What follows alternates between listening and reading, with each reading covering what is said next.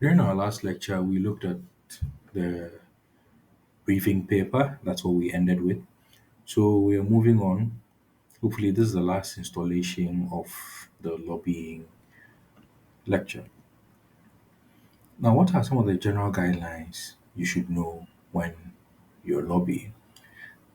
Get involved as early as possible. The quicker you get involved or the earlier you are involved in trying to fix the problem, the better the chances of getting a result. Because if you delay, things get hardened, or it's just like quicksand or cement. When it dries up, it's difficult to get things to be changed. So get involved as early as possible. Build up contacts in advance of really needing them. Do not wait till you need somebody's services, maybe a lawmaker or a decision maker, before you build their contact. When you say build up contact, I'm not referring to, yes, having their phone number, I'm sorry, on your phone, but having the acquaintance, like, hello, oh, happy new year, just calling to check up on you. Hey, are you there? How are you doing? All right, Charlie. Greet the children for me. That's how you are building up your contacts. Now, have a monitoring system in place so you know what is going on. One of the strongest things you can have as a lobbyist is to have a good monitoring system so you know what's going on. An ignorant lobbyist is the worst kind of lobbyist you can have. You need to know what's up, what's going on.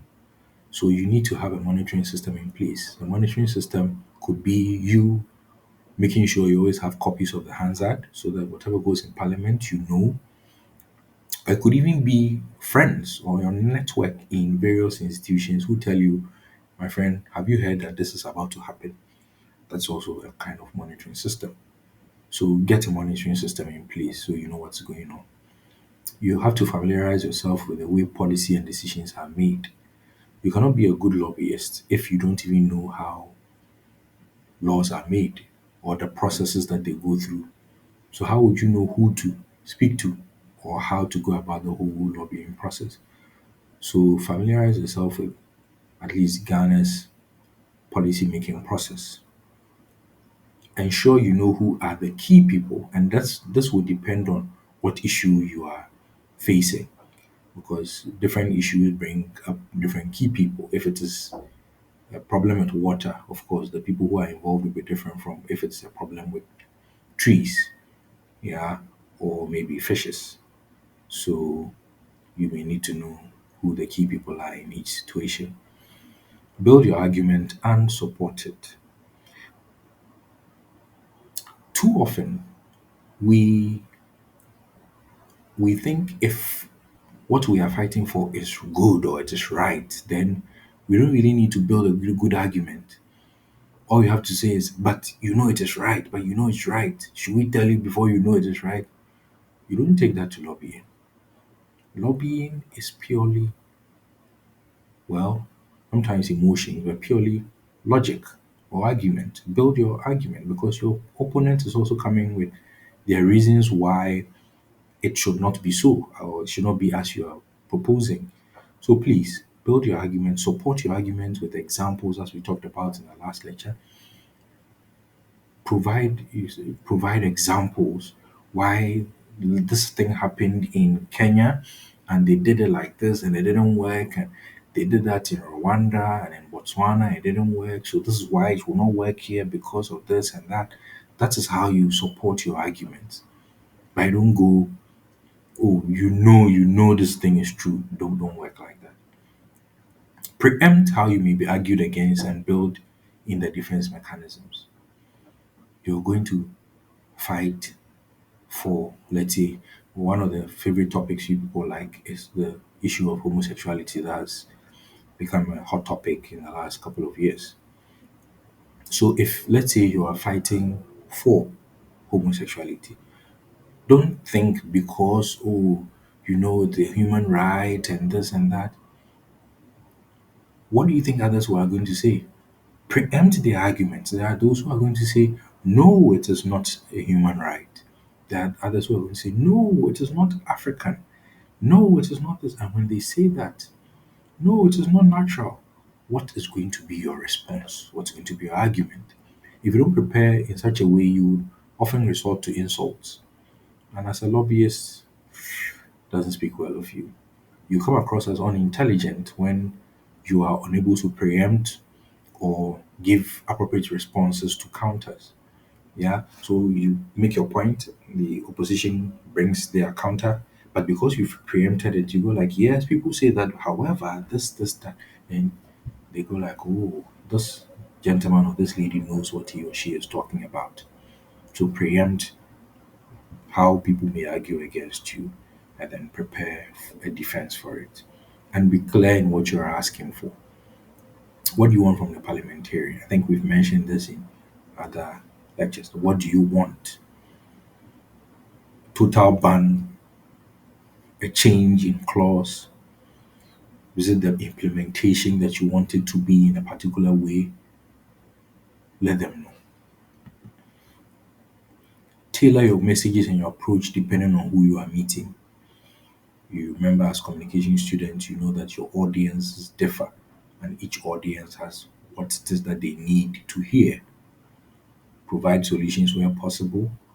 I think we've talked about some of these things already. Right. Now, what are some of the qualities or characteristics of a lobbyist? So, if you want to be a lobbyist, now you've looked at what lobbying is, you looked at some of the things you would have to take into consideration if you want to become a lobbyist, and if you're lobbying, how to approach your targets, the briefing paper, and all that. Now, the question is, can I be a lobbyist? Do I have the qualities or the characteristics of a lobbyist? Let's see. To be a lobbyist, you need to be somebody who can conduct research. Yeah, you should be able to look at a policy and say, what does this mean? Let me find out what these people in this country have. What could we change here or there? Because remember, provide solutions. So if you're saying this clause should be taken out, what should replace it? Sometimes you find that in other countries they have a better way of going about it. Then so that's how you do your research. Yeah. You should be able to, well, this may sound funny, but successful dinner parties, because more often than not, sometimes you will need to through such parties to be able to, let's say, get funds or support funding for the campaign that you are embarking on. You'd also need to be able to throw such parties or meetings, if I should call it so. If parties are so germane, let me call it meeting, those successful dinner meetings like that, where you can share thoughts and ideas with these policymakers. Yeah. You also need to be able to, so basically, you need to be an event, you need to know some things about event management. Now, you have to be a highly effective communicator, have solid people skills. You cannot be an introvert and then be a lobbyist. It will be difficult for you because remember, if you are going to keep your contacts, you need to be able to communicate with them, have a good relationship with them, so that whenever you have any issue, they are open to talking to you. So you need to have solid people skills. Strong command of various issues. When we say command, an understanding or a grasp of what those issues are about. Yeah, a broad network of contacts. So a flair for fundraising, which ties into the earlier dinner thing we talked about. You need to be an expert on legislative issues. You don't necessarily need to be a lawyer, but if you're a good reader, if you comprehend what you read, it's good enough because what you'll be doing is you'll be going through legislature or laws and trying to make sense of them. So if you have an understanding of, okay, this is what this means, or that's what that means when lawmakers say this or that, you're good to go. You read these legislative instruments, you go through them, and you're able to say what you ought to say to them. You're able to fight knowing the law says this, the law says that, so you cannot do this or you cannot do that. And it is not only the A students who can do that. We, the B's and C's, we can also be lobbyists. So if you think you are not an A student or a first class student, so because of that you cannot be a lobbyist, it is far from that. Mostly having good connections, having good people skills gets you halfway there. Yeah. So when you have an understanding of research, you're able to conduct research or get people to conduct the kind of research you will need, and you have your contacts, you should be good to go. You should be good to go. So these are some of the qualities or characteristics of lobbyists. You may realize that some of the things that have been put in there may not necessarily be called a quality or a characteristic, like having contacts, but basically how you need to be if you want to be a lobbyist. Now, just in case you're wondering whether lobbying is lucrative, in 2022, look at the millions of dollars that were spent on lobbying. US Chamber of Commerce spent $59.61 million on lobbying alone. So the Chamber of Commerce were, an association of businesses. Now, why do you think they are number one? Because they want to protect their interests, as we said earlier when we were talking about why they need to lobby. They want to protect their interests, so they spend a lot on lobbying. So look at the nature of the businesses or organizations that often lobby. National Association of Realtors, Pharmaceutical Research and Manufacturers of America, all of these institutions realize they need to protect their space. Yeah. And that is why they lobby. So you see the gap between the Chamber of Commerce and Association of Realtors and then the rest. It's almost more than double. So it gives you an idea of why businesses, especially, and since this is a public relations class and we're looking at public relations in the corporate environment, this should be of interest to us that we do not have the statistics for our country, but this was to just let you know that there is money to be made in lobbying and a lot of organizations do lobby. So if you get yourself into lobbying, you may smile. Now, what are some of the general rules of engagement when you lobby? You must make full disclosure of who you are and who your clients are. Don't hide it. There are some unacceptable conduct that is prohibited. We will look at some of the ethics of the profession to go more into that. You must attempt to be as accurate and truthful as possible. Do not assume, and that's what gives lobbying a bad name because a lot of people are inaccurate or untruthful when they are lobbying. So please attempt to be as accurate and truthful as possible. Do not misrepresent the nature of the problem or your access to government representatives. So you should not go boasting to people that, oh, I know these people. The way you know the people I know over here in the corridors of power and all those things. Professionally, it is not right. Now, you should strictly separate your lobbying activities from any personal involvement in political party activities. Now, that's because sometimes you may need to lobby something against a policy that your political party has brought. So politically, you probably may be in favor of it, but you learn how to separate that from your business. So that is what that means. Now, who are the people that we target with our lobbying activities? We have the government representatives, we have ministers, parliamentary secretaries, all of these people. You find more in the national policy implementation plan that you have been provided with.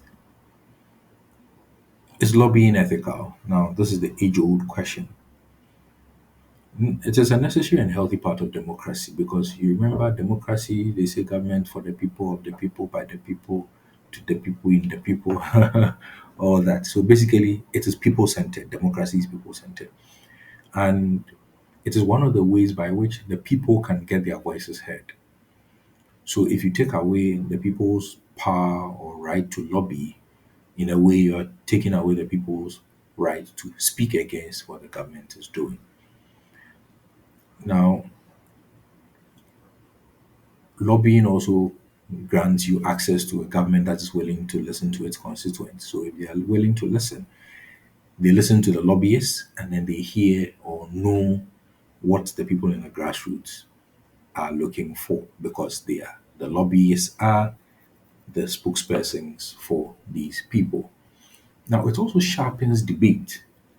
So it provides an outlet for opinions and giving government more information. Now, do not think again that because you are lobbying for what you in your mind think it is right, then everybody must accept it. There is always debate in the corridors of power as to what decision they should take, whether they should go here or there.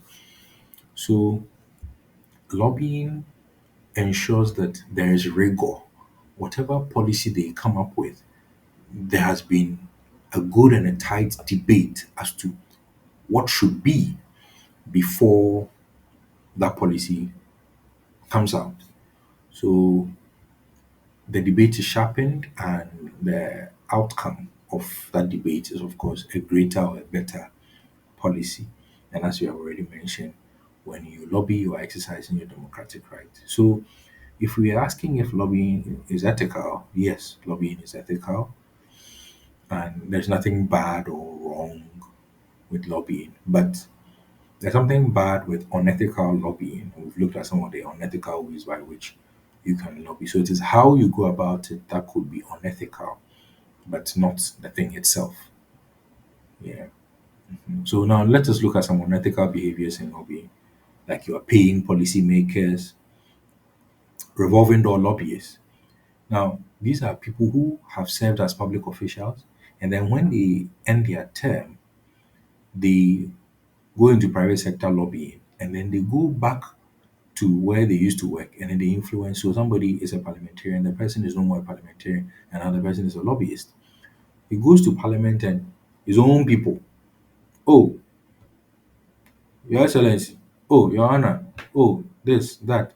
Can you do this for me? Can you do that for me? Now, what the reason we say it's unethical, the reason we say it is bad, is because what happens is, because of the nature of your relationship, your colleague legislators are not likely to give whatever you bring the necessary rigor or contemplate it as well as they should, because oh, this person they say yeah, no, no, we the nam we are like this, so it is no problem.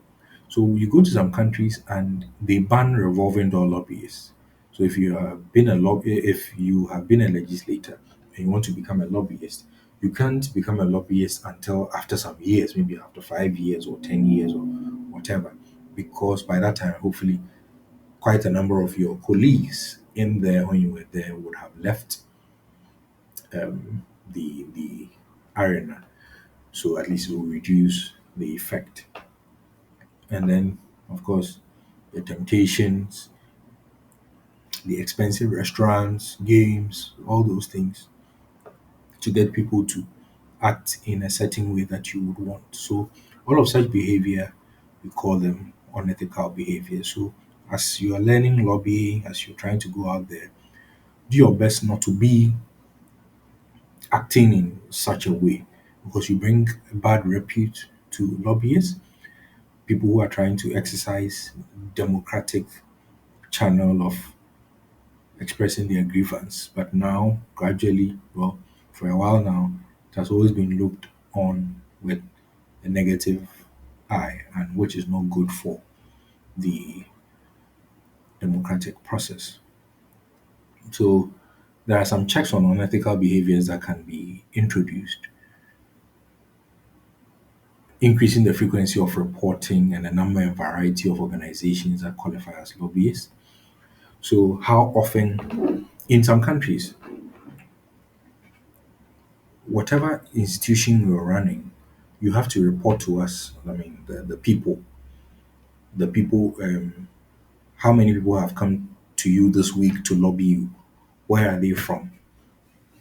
What were their positions? So they have a file or a register, and all these things are there. So, and it is made public. So when people know, oh, these people went there to fight for this cause, these people went there to fight for that cause, the public know. So, okay, so this institution thinks this way, or that institution thinks this way. But why is this institution fighting for this or that? Because sometimes some institutions underground fight for things or against things just because they want their competitor to fail. So when these things are made public, it serves as a check on some of these unethical behaviors that happen in the corridors of power. Yeah, right. So I put this link over here, www.lobbying.africa. You can go and read latest news for more insights into how lobbying assists institutions in Africa, some of the lobbying activities that are going on, and to provide you with an idea as to how again lucrative lobbying can be, and how you can through lobbying also help the community or society that you are in. Thank you very much. Even though we have talked about lobbying, in future we are going to look at digital lobbying and how that has also come to change the whole landscape of lobbying. Have a good day.